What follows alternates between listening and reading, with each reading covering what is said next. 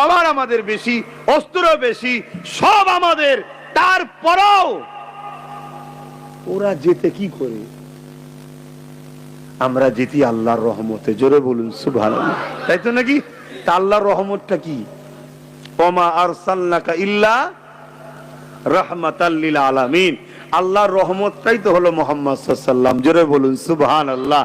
অর্থাৎ আমাদের দিলে হুজুরের প্রেম ও আদব আছে, তাই আল্লাহ এই ঈমানের দ্বারা আমাদের জিতায়। এক গরিবে নওয়াজ মঈনুদ্দিন আজমিরি কখনো ভেবে দেখেছেন পুরো ভারতবর্ষের অত্যাচার জুলুম ছিল, গরিবে নওয়াজকে কোনোভাবে ঢুকতে দেবে না, কোনোভাবে ঢুকতে দেবে না। প্রত্যেকটা বড় সিল ছিল, গরিবে নওয়াজ ওপেন আসছে। যারা গরিবে নওয়াজকে অ্যারেস্ট করে বলে দাঁড়িয়ে আছে, গরিবে নওয়াজকে দেখার পরে তারাই আদবের সঙ্গে দাঁড়িয়ে যাচ্ছে। কি ব্যাপার? একাশ রাস্তায় আস্তে আস্তে আস্তে 39 বা 40 জনকে হুজুর সাথে নিয়েছে। হুজুরের হাতে তওবা করতে করতে আস্তে আস্তে 40টা আল্লাহর ওলি হয়ে গেছে। জোরে বলুন সুবহানাল্লাহ। কিন্তু হুজুর একা ঢুকছে, ঢুকতে পেরেছে?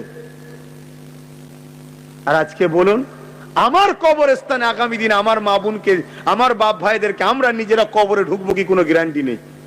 কবর দিতে পারবেন আগামী দিন? কারণ কি? অথচ আমরা কোটি কোটি আমার মসজিদে